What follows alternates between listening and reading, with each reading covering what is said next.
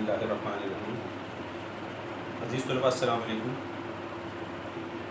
अज़ीज़ तलबा, पिछले लेक्चर में यानी लेक्चर नंबर 1 में हमने ख़त के हवाले से बात की थी। ख़त लिखने का दुरुस्त तरीका, जो उसका पैटर्न था, उसको हमने डिस्कस किया था।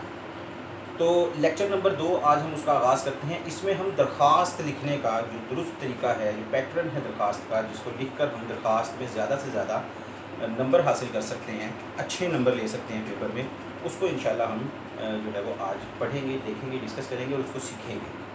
तो देखें दरख्वास्त का आगाज़ सबसे पहले हम आगाज़ करते हैं बखिदमत जनाब प्रिंसिपल से, यानी हम एड्रेस करते हैं, हम किसको दरख्वास्त लिख रहे हैं, हम उसको मुखातिब करते हैं बखिदमत जनाब प्रिंसिपल। ये बताया जाता है कि दरख्वास्त किसको लिखी जा रही है, बखिदमत जनाब प्रिंसिपल। ये जो मुखातिब है, जिसका यहाँ पर हम नाम लिखते हैं बखिदमत जनाब में, ये वही नाम लिखा जाता है जो आपके पेपर में आने वाले सवाल में मौजूद होता है। यानी उसमें आपको बताया जाता है कि किसके नाम आपने दरख्वास्त लिखनी है। अपने स्कूल के हेड मास्टर के नाम दरख्वास्त लिखें, अपने स्कूल के प्रिंसिपल के नाम दरख्वास्त लिखें, या आपको कहा जाए कि अपने स्कूल के सदर मुअल्लिम के नाम दरख्वास्त लिखें। तो जो सवाल में लिखा हो आपने वही यहाँ पर लिख देना है, बखिदमत जनाब प्रिंसिपल। अगर वहाँ पर हेड मास्टर है तो फिर आप लिखते हैं बखिदमत जनाब हेड मास्टर। अगर आपको कहा जा रहा है कि सदर मुअल्लिम के नाम दरख्वास्त लिखें तो फिर आप यहाँ पर भी वही लफ्ज़ लिखें, यानी बखिदमत जनाब सदर मुअल्लिम। इम्तिहानात में अपने स्कूल का असल जो नाम है वो लिखने की इजाज़त नहीं होती। ये मैं आपको पहले भी बता चुका हूँ कि अपना असल जो नाम पता है वो कभी भी इम्तिहान में नहीं लिखा जाता, उसके बारे में मना किया जाता है, वो नहीं लिखना होता। तो इसीलिए स्कूल के नाम की जगह हम क्या लिखेंगे, अलिफ बे जीम स्कूल। प्रिंसिपल, उसके बाद कोमा है, कोमे के बाद अलिफ बे जीम स्कूल। ये लाइन एक ही होनी चाहिए, कोशिश करें कि ये दूसरी लाइन में ना जाए।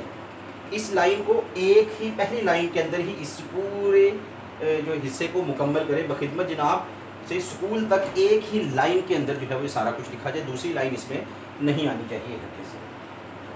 रमूज़ औकाफ का भी ख्याल रखें, ठीक है। जहाँ पर कोमा लगा है उसको देखें, वहाँ कोमा लगाएं। जहाँ बीच में ख़त्मे लगाए गए हैं वहाँ पर ख़त्मे भी लगाएं। तो इन चीज़ों को भी देखना है, मद्देनज़र रखना है। उसके बाद आगे हम जनाब आली लिखते हैं। जनाब आली के देखें, जो इमला है वो मैंने लिखी है। अक्सर बच्चे क्या करते हैं कि आली लिखते हैं और उसके लाम के ऊपर ऐसे खड़ी ज़बर डाल देते हैं, तो ये लफ्ज़ जो है ये गलत हो जाता है, ये लफ्ज़ दुरुस्त नहीं है। तो सिंपल आपने लाम छोटी ये ली, जनाब आली, और उसके बाद निदाइया की अलामत जो है वो लगाई गई है। तो इस अलामत का भी ख्याल रखें, अगर ये अलामत आपने नहीं लगाई तो इसका भी नंबर होता है और नंबर जो है वो ज़ाहिर बात कटता है। तो इन चीज़ों को मद्देनज़र रखें, इनको देखें, इसमें भी पंक्चुएशन का ख्याल रखें, ठीक है, रमूज़ औकाफ का ख्याल रखें। इधर भी देखें, इधर निदाइया की अलामत ज़रूर लगाएं। जनाब आली, इमला की गलती ना करें, आली को जो है वो आला ना लिखें, ठीक है। आली के ऊपर जो लाम है उसके ऊपर खड़ी ज़बर हरगिज़ ना लगाएं। इसको बस इसी तरीके से जैसे बताया गया आपको एज़ इट इज़ जो है वो इसको याद रखें। उसके बाद क्योंकि दरख्वास्त कर रहे हैं तो दरख्वास्तें अमूमन क्या की जाती हैं, मुअद्दब अंदाज में की जाती हैं, अदब से की जाती हैं। तो लिहाजा अदब से गुजारिश है या मुअद्दिबाना गुजारिश है, अदब से गुजारिश है, तो आगे आप लोगों ने अपना जो दरख्वास्त का नफ्स मज़मून है वो सारा लिखना होता है। नफ्स मज़मून के जो है वो 3 हिस्से होते हैं तकरीबन। नफ्स मज़मून 3 हिस्सों में लिखा जाता है। जो बीच का हिस्सा है आपकी दरख्वास्त का, यानी ये तो आपने आगाज़ किया, ठीक है, आपने बताया कि मैं दरख्वास्त किसके नाम लिख रहा हूँ, जो मुखातिब है आपकी दरख्वास्त का आपने उसका जिक्र किया।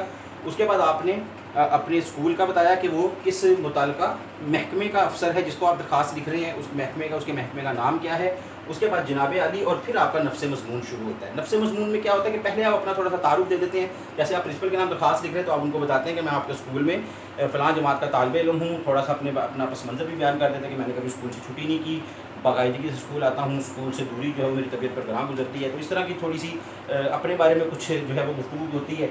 उसके बाद फिर आप अपना मसला बयान करते हैं कि आपको मसला क्या दरपेश है, आप उस मसले का जिक्र करते हैं। तो क्या है, मसला भी यहाँ से शुरू होता है। जैसे मिसाल के तौर पर मेरे वालिद साहिब जो है वो सरकारी मुलाजिम हैं, उनका तबादला कराची हो गया।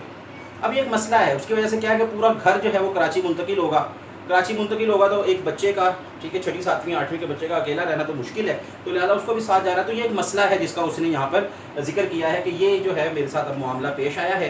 तो अपने मसले को पेश करने के बाद پھر کیا کرتے ہیں، پھر آپ درخواست کرتے ہیں کس چیز کی، کہ میرے اس مسئلے کو مد نظر رکھتے ہوئے میری اس ضرورت کو کیا کیا جائے، پورا کیا جائے۔ تو جب کراچی تبادلہ ہوا تو یہاں پر ضرورت کیا ہوگی کہ اس کو ظاہر بات ہے اسکول چھوڑنے کا، یعنی اسکول لیونگ سرٹیفکیٹ چاہیے، تو پھر وہ آخر میں کہے گا کہ میرے ان موجودہ حالات کے پیش نظر جو ہے وہ مجھے اسکول چھوڑنے کا سرٹیفکیٹ عطا کیا جائے، تاکہ میں کراچی جا کر کسی اچھے اسکول میں داخلہ لے سکوں، عین نوازش ہوگی۔ تو یہ ہمارا نفس مضمون 3 حصوں پر مشتمل ہے۔ پہلے میں آپ کیا کرتے ہیں کہ مخاطب کرنے کے بعد گزارش ہے کہ میں آپ کے اسکول کا یعنی اپنا تعارف جو ہے وہ پیش کیا ہے، اور اس کے بعد پھر آپ نے اپنا مسئلہ بیان کیا، اور آخر میں اس مسئلے کے مطابق اس مسئلے کو دیکھتے ہوئے آپ کو آپ جو چاہتے ہیں، جو آپ کا مدعا ہے، وہ جو ہے وہ بیان کیا جاتا ہے اور اس کو حل کرنے کی درخواست کی جاتی ہے۔ اس کے بعد اب اپنے بارے میں بتاتے ہیں، درخواست گزار یعنی درخواست لکھنے والا کون ہے۔ اچھا، درخواست گزار میں آپ نے اکثر جگہوں پہ العارض بھی لکھا ہوا دیکھا ہوگا۔ العارض العارض جو ہے یہ بہت لمبے عرصے سے ہم ایون جو بورڈ کی جو کتابیں ہیں اس میں بھی یہی لفظ جو ہے وہ ہم پڑھ رہے ہیں، لیکن اس لفظ کے بارے میں یہ نہیں کہتا کہ لفظ بالکل غلط ہے یا کچھ بھی ہے، لیکن بہرحال اس کے بارے میں اختلاف موجود ہے۔ اور جیسے کہ میں نے آپ کو پچھلے بھی لیکچر میں بتایا تھا کہ جس چیز پر اختلاف موجود ہو تو اس چیز کو پیپر میں قطعاً جو ہے وہ لکھنے کی کوشش نہیں کرنی چاہیے، اس سے ہمیشہ اجتناب کرنا چاہیے، کیونکہ کس نقطۂ نظر کے حامل ٹیچر کے پاس آپ کا پیپر جاتا ہے، ہو سکتا ہے جو جس کے پاس جائے وہ کہے یہ صحیح ہے لفظ، لیکن یہ بھی ہو سکتا ہے کہ جس ٹیچر کے پاس جائے اور وہ چیک کرے تو وہ کہے یہ لفظ بچے نے غلط لکھا ہے، یہ نہیں لکھنا چاہیے تھا، اور ایسی صورت میں جو ہے نا وہ آپ کو کوئی آدھے یا 1 نمبر کا نقصان ہونے کا احتمال ہے۔ تو یہ لفظ مت لکھیں۔ اس کا مطلب کیا ہے، اس کا یہ عارض جو ہے، عارض ویسے جو ہے وہ رخسار کو، گال کو، چیکس کو کہتے ہیں، تو لیکن بہرحال مطلب میں نے آپ کو بتا دیا چونکہ اختلاف ہے لہذا سادہ لفظوں میں اس کو مت لکھیں، اس کی جگہ درخواست گزار لکھیں۔ یہ لفظ ایسا ہے جس میں کوئی اعتراض نہیں کر سکتا، اس کو کوئی غلط نہیں کہے گا، کوئی بھی غلط نہیں کہے گا، اس یعنی یہ متفق جو ہے وہ تمام اساتذہ اس لفظ کے اوپر یہ لفظ درست ہے۔ تو درخواست گزار طالب علم جماعت ششم فریق ہے۔ یہاں پر بھی دیکھیں آپ نے اپنا نام نہیں لکھنا، کیونکہ میں نے آپ کو بتایا کہ اپنا اصل نام، پتہ، جو بھی آپ سے متعلقہ جو معلومات ہوتی ہیں وہ پیپر میں ہرگز نہیں دینی ہوتی سوائے رول نمبر کے۔ تو طالب علم جماعت ششم جو بھی آپ کی جماعت ہے، ہفتم ہے یا ہشتم ہے، تو فریق اے، فریق کہتے ہیں سیکشن کو، تو سیکشن کیا ہے، اے ہے، فریق اے، رے اڑے زے، یہاں پر بھی نام کی جگہ آپ نے کیا لکھا ہے، رے اڑے زے لکھ دیا۔ الف بے جیم بھی لکھ سکتے ہیں، لیکن چونکہ الف بے جیم ہم نے اوپر اسکول کی جگہ استعمال کر لی ہے تو کوشش کریں گے یہاں پہ الفاظ کو کیا کرتے ہیں، تبدیل کرتے ہیں۔ اور پھر جس لائن میں آپ نے طالب علم جماعت ششم فریق اے لکھا ہے، ٹھیک اسی لائن میں آپ نے سیدھے ہاتھ اب تاریخ لکھنی ہے، 22 اپریل 2020۔ تاریخ لکھنے کا یہ طریقہ بالکل درست ہے۔ تاریخ میں کوما لگانا نہ لگانا اس کا کوئی فرق نہیں پڑتا، لیکن تاریخ اس طریقے سے لکھی جانی چاہیے، یعنی مہینہ جو ہے اس کا نام لکھا جانا چاہیے، اس کا نمبر نہیں لکھا جانا چاہیے۔ عموماً کیا ہوتا ہے کہ بچے کیا کرتے ہیں، جیسے مثال کے طور پہ تاریخ لکھی تو 22/4/2020، یہ بالکل غلط ہے طریقہ۔ یہ آپ کے سارے نمبر جو ہے وہ 1 نمبر کا یہ حصہ ہے، یہ 1 نمبر آپ کا ضائع کروا دے گا۔ اس طریقے سے لکھی گئی تاریخ قابل قبول نہیں ہوتی۔ تو تاریخ جو ہے وہ سادہ طریقے سے بالکل کیا ہے کہ آپ اسی ترتیب سے لکھیں گے، اور اس طرح بھی بعض بچے لکھ دیتے ہیں کہ اپریل پھر آگے 22 اور پھر کوما ڈال کے 2020، تو یہ طریقہ بھی کیا ہے، بالکل غلط ہے۔ تاریخ لکھنے کا یہی طریقہ درست ہے، اسی کو آپ لوگ جو ہے وہ اپنے امتحانات میں جو ہے وہ لکھیں گے۔ ہاں ایک چیز ہے کہ 22 کی جگہ آپ جو اردو کے الفاظ میں 22 لکھا جاتا ہے، ٹھیک ہے، تو وہ لکھ سکتے ہیں، لیکن عموماً بچے اس میں بھی گڑبڑ کر دیتے ہیں، اس کو وہ لکھ دیتے ہیں اور اس میں لا کے پھر وہ ہندسوں کی شکل میں جو ہے وہ اس کو لکھتے ہیں۔ تو اس لیے بہتر یہی ہے کہ اسی انداز کو، جو عام انداز ہے، اس کو اپنایا جائے تاکہ غلطی کا امکان جو ہے وہ کم سے کم ہو سکے۔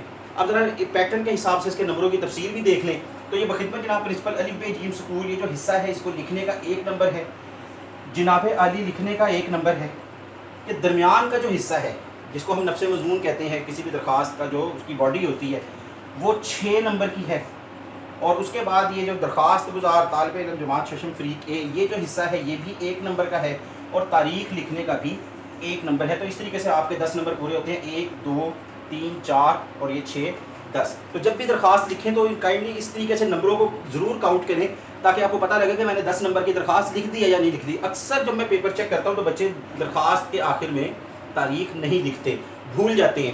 تو اس کے لیے کیا ضروری ہے کہ آپ ایک دفعہ دیکھ لیں کہ بھئی اس پیٹرن کے مطابق میرے نمبر پورے ہوئے ہیں یا نہیں ہوئے۔ تو جب آپ دیکھیں گے کہ 1 2 3 اور 6 9 نمبر بن رہے ہیں، 1 نمبر مس ہو رہا ہے، کہاں سے مس ہو رہا ہے، تو آپ کو یاد آئے گا کہ میں نے تاریخ نہیں لکھی، یا اگر کوئی اور چیز بھولیں تو آپ اس کو لکھ سکتے ہیں۔